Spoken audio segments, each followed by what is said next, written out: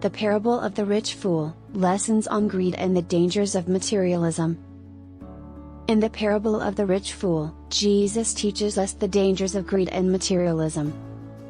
The story follows a rich man who has an abundant harvest and decides to tear down his barns to build bigger ones, believing that he will live a life of ease and comfort.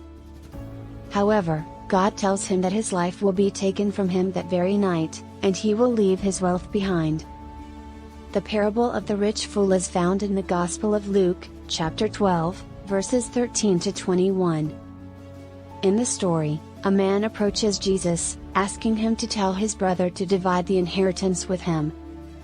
Jesus responds by warning him to guard against all kinds of greed, for one's life does not consist in the abundance of their possessions.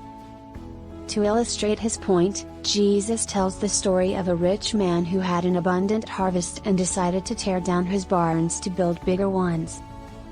He says to himself, "You have plenty of grain laid up for many years. Take life easy, eat, drink, and be merry."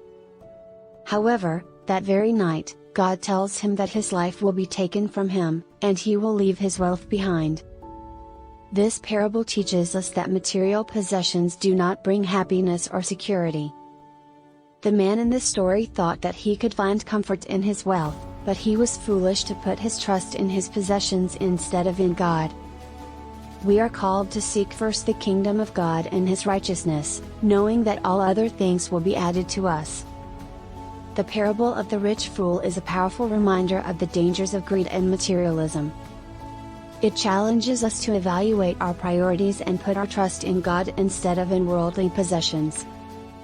Let us strive to be content with what we have and use our resources to help others, knowing that true happiness and security come from a life lived in service to God and our fellow human beings.